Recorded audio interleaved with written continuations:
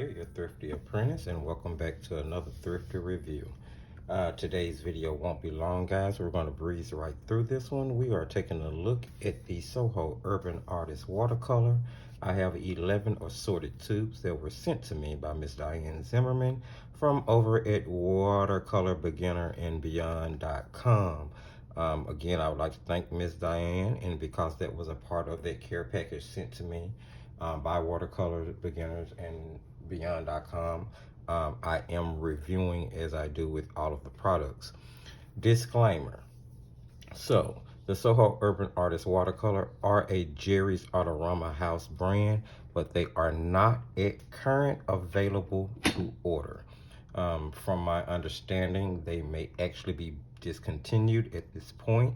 So any of these watercolors that you may find to purchase are going to be available on places like Etsy and eBay and things like that. I have been looking and I haven't been able to find any on sites other than those two I just named. So with that said, you can make a decision about whether or not you would like to continue to watch this. If you do continue, as I said, it's going to be really quick. So I don't have any of the original packaging. These tubes were sent to me inside a care package that had some other products in it. So we're going to just take a look at the tube here. It says on the front of the tube, Soho Urban Artist Watercolor. It gives the color name, in this particular instance, French Ultramarine. It does contain the pigment number as well as the light fast information. And on the back of the tube, there is a reference to what each light fast is supposed to represent. It is a metal tube with a twist off cap. And there was no foil covering the tube when I received it. If you flip the tube over on the back, you're going to see a UPC code for open stock selling when they were available. It lets you know that this is a 7 milliliter tube. The light fast 1 rating equals excellent. It does conform to the ASTMD, it is non-toxic. Soho Urban Artist, it gives a toll-free number that you can call, and it lets you know that the product is made in China. That's pretty much tube straightforward. So let's get right into talking about the paints. I'll go ahead and grab the swatch sheet and sit it down here as we talk about the paints themselves. So in each tube that I received, there was some very mixed consistencies. Most of them, well, not most of them, well, yeah, most of them had a problem of pigment and binder separation, and those that didn't were already solidified in the tube. So in order to even make a palette, I had to cut open the bottom of the tube and use a palette knife to dig the watercolors out in order to create a palette. So very mixed consistencies in the paints. Not a very good start to say. But I did leave that swatch sheet there for a minute. Let's take a look at the dried down paints. Because as you guys know, I always dry down in order to paint. So this is just a 24 full pan palette that I ordered, empty palette that I ordered off of Amazon in order to put the paints in. Because at the time I was anticipating on ordering other tubes, not knowing that they would be so hard to find. So I put each paint into a full pan, and we'll talk about these half pans shortly.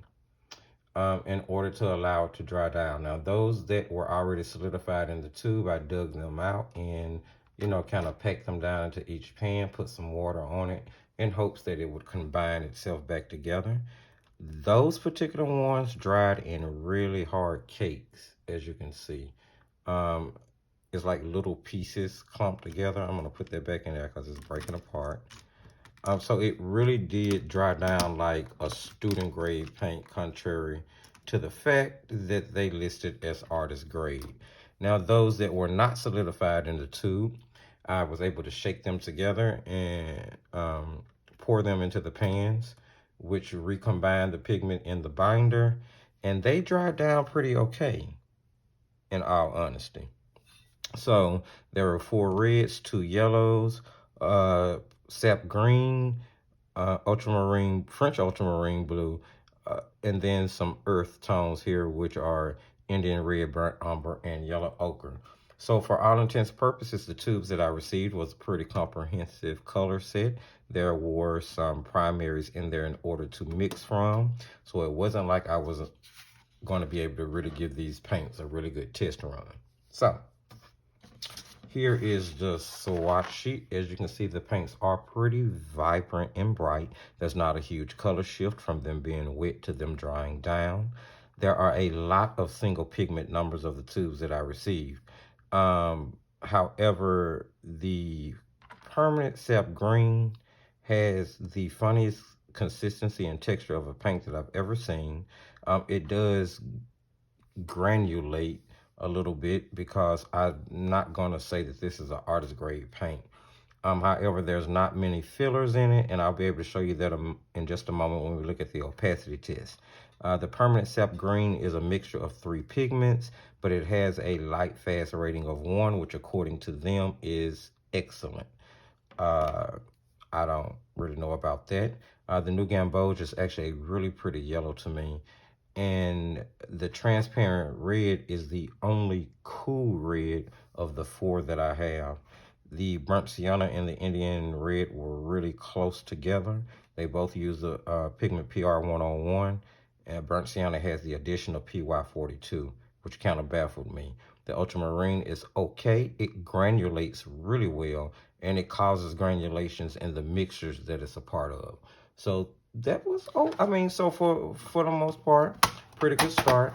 Let's take a look at the test on the paint. I tested this paint on B Paper Company, B Inspired 140-pound cold press artist studio pad paper. Picked it up from my local Walmart. It's 50 sheets for like 10 bucks. It was 9 by 12. I thought it was a good value, and it would be paper that worked well for doing stuff like this. So first things first, I did a salt test. Really wet down this square. Dropped in new gamboge, then dropped in some regular table salt. Took really well to the salt. Add really nice texture. It would be great for doing like sand, maybe snow, snowflakes, things like that. So I thought the salt worked really well. Here I put down a cad red, the transparent red, and if I'm not mistaken, the cad lemon yellow, simply because I know cad colors to be more staining, and performed the lift test. The paints lifted pretty well. Now this paper did peel a little bit. Not the most expensive paper in the world, but it works for this, and it does show that the paints will lift. And I just used a Rolling Lang Nickel Menta scrub to pull that up. So that worked pretty well. Next, I wanted to perform an opacity test, so I fully swatched the paints second time here and did a glazing layer. I'm not sure if you guys can see that, but those are some pretty transparent paints. I thought that was pretty impressive, if the truth be told. There's not much haziness or any haziness on that black line at all, and you can really see the vibrancy of the colors of those paints even on this less economical paper. Okay, let's zoom back out a little bit here and take a look at the color mixing.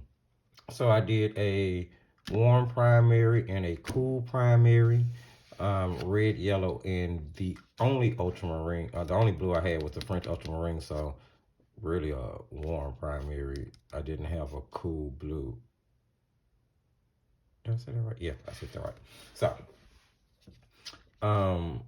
the red and the yellow gave me a pretty muted orange. It was okay. And this is the cad lemon yellow and the cad red. Is it cad red? Yeah, cad red and French ultramarine. So the yellow and the blue gave me a pretty vibrant, like yellow green, spring green. It's a really nice color, especially for landscapes. And then the red and the French ultramarine gave me a really granulating purple. This one is a little muted in comparison to the other one, but they both granulate really, really well because of their French ultramarine. So that's one quality that sticks out about these particular paints, which makes it unfortunate if they're not available to be ordered anymore. I'm going to continue to look, and I'm going to continue to search to try to source, because the truth of the matter is, although I may say some adverse things about the paints throughout this video, because they are quote unquote discontinued from what I understand or what I could source at this point, it makes me want to try to collect as many of them as I can now. I mean, kind of regardless of how I think the quality of the paints are, which is kind of weird, but that's me. I'm weird. So here on the cool side, I got the yellow and the blue mixing to make a really granulating kind of hunter green, maybe. It's really pretty, and you can see the separation in the blue and the yellow, but you still see the green. The yellow and the red made a pretty nice orange, really saturated. Here the red and the ultramarine made a pigment separating purple that's really vibrant in color, but you can see the texture in it because of that French ultramarine. Over here, my warms made a pretty decent brown and a granulating black, and the cools made a more saturated brown and a more saturated granulating gray black. So the mixtures are pretty nice, and I actually like the way that the ultramarine made the colors granulate. I feel so, excuse me, what am I looking for here? I feel so torn about the paints. So out the gate, I wanted to just go ahead and use the tubes that I had in order to do a little test painting. You guys know I've been working on landscapes. So I just kind of used that L shape of the paper that I had left to paint in a little landscape. I really like the way the mixed greens gave me the coloration that I needed for just, you know, sort of a really watercolor effect tree in my background there, and I really liked it. They worked really well in a super watered down consistency, which is what this was. And it was also the first time I tried to use them with the credit card scraper, and they did darken those lines pretty well. So let's move on and look at the next swatch sheet that I did with them. Now this swatch sheet is going to contain 3 additional colors because I decided after doing, actually let me show you guys this first. After doing this painting, so this was the very second, not the very first, this was the second painting that I did with them. And it's weird, excuse me. Please excuse me. So it's weird, I know, but it was supposed to be 2 orange slices, and after I did the first one, I decided, oh, I'm tired of doing fruit, so I did a background in that circle and still put a table in the background. I know it's kind of weird, but that actually gave me the idea for another painting that I'm going to eventually do with these paints. For all intents and purposes, the colors mix really well. I love the way that they sort of stay where I want them to, because they don't have a super flow to them at all. I mean, nothing like core. I mean, a few of them will flow a little bit, but for the most part, you know, they're just going to kind of stay where you put them. And the permanent sap green is just pretty much a useless color. It's got the weirdest texture to it. It doesn't mix well with anything else. It kind of separates out, and I don't know, it's just got a really weird and funny consistency to it. Enjoy doing this painting. I used the Soho watercolors with some Reeves gouache for the highlights, and Color Soft by Durant, one of their white pencils, to kind of help out with the highlights, and turned out pretty nicely. And that was the only painting that I actually did with just the tubes that I received. After doing that painting, I decided to add 3 colors to the palette in order to augment it. So I actually added some Reeves watercolor to it. And yeah, I feel like the quality is pretty consistent across both brands, which is why I definitely don't consider this an artist grade watercolor. But I added a burnt umber, a Payne's gray, and a phthalo blue. The Payne's gray and the burnt umber more so to extend the earth tones that were in the set that I was making up here, and then the phthalo blue to have a good mixing blue. So I added those 3 to the set to kind of give me a little bit more to work with. And after doing that, I painted two little ones. So the first one was just me, again, working on my landscapes. I wanted to work with what the French ultramarine and the phthalo blue mixture would give me as far as the trees are concerned. It wasn't a masterpiece. It was just something to get me started for a day of painting. After that, I did this seascape, which was a demo that went up on the channel. If you guys want to go check that out, if I can remember, I'll link it in the video description, if I can remember, when I edit this video. So I really enjoyed doing this one. I think this one came out really nice. And it was just a quick little painting, and it really got me going for shooting the other videos that I did during the course of that day. So I really enjoyed doing this here. The paints were really easy to handle. It was really easy for me to darken the saturation of the colors that I was mixing using the ultramarine by, you know, adding more to the mixture in order to darken the color. It was, yeah, nice. I actually kind of like the French ultramarine in this set. There's no doubt about it. Lastly, I put up another painting demo on the channel that you guys can go check out, where I painted a porthole. Now, remember when I told you the original painting, or one of the original ones that I did with it, gave me the ideal for another painting, and it gave me the idea for this porthole where I wanted to work on some rocks. Again, just working more so on landscapes, and I wanted to give the idea that, or the impression that you were looking at the porthole of a ship. And I really like the way this one came out. The paints performed the best on the 100% cotton paper. The colors were more vibrant on the 100% cotton paper when I swatched them here. And it only goes to show you that when you have a better grade of paper, a lesser quality of paint can kind of stand a chance of performing well. Now here, this was on a mixed media paper, if you remember. Let's see if I can find it again.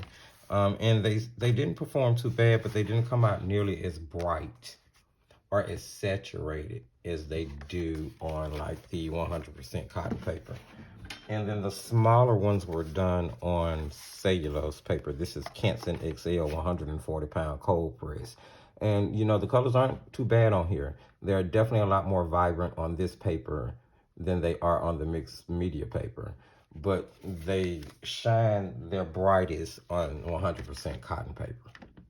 So, you know, that's kind of what you get, pretty much straightforward. They perform well with the salt test. They are pretty transparent as far as opacity go. They lift well. They actually glaze and layer pretty well. You got some granulation in the French ultramarine. I would definitely stay away from the permanent sap green. That's definitely one of the cons of the set. And I'm pretty sure that at the point that they were available, there were probably more comprehensive sets that gave you a better color selection. I was just working from what I have, and I was really grateful to even have that. So if I had to give you my opinion, the paints are definitely a student grade paint. They are not anything to necessarily write home to mom about. As a ready available paint at the time that they were in a big box store, I imagine, you know, I would say that they stand up pretty comparable to like Artist Loft or Master's Touch, you know, those house brands by those big box stores. So, you know, it is what it is. You know, you take it a grain of salt. All of this is just my opinion based on it. I do want to try the I'm sorry, not the Urban, but the Soho E-Z Lift Artist Watercolors, and to compare them to this, because I believe that set has replaced the Soho Urban Artist Watercolor. So, guys, there you have it. If you like the paints and you want to source them, you can do a Google search for Soho Urban Artist Watercolor and then change the tab to shopping at the top. That's how I was able to find the ones that I did that are available on eBay. If you're interested in getting them, I'll try to remember to link that in the video description as well. They're kind of pricey. I definitely would wait to see if I can, because I'm pretty sure they're going to pop up somewhere else at some point. They can't all be gone. Maybe they are. So if you liked anything you heard in the video, don't forget to give the video a thumbs up. Remember, it gets us in front of other viewers and it gets us to grow. Share the video. Sharing is caring. Please comment. Let me know, do you have these paints? I'm really curious how many people out there may have these paints or may have tried these paints. And if so, what do you think of them? I am kind of interested in seeing if I can get my hands on some additional colors. I don't know. Call it the artist in me. I really want to try the rest of some of these colors out to see how they perform. Because they really do kind of put me in the mind of Master's Touch. Some of the colors are a little bit more saturated maybe, but they really put me in the mind of Master's Touch, guys. So I'll be interested in trying some other tubes if I can get my hands on them. Head on over to the Thrifty Apprentice Facebook page and Instagram page. Like and follow us there. Remember, you can share your work with us and the rest of the Thrifty Apprentice community on the Facebook page. And remember, as I tell you at the end of every single video, just keep painting.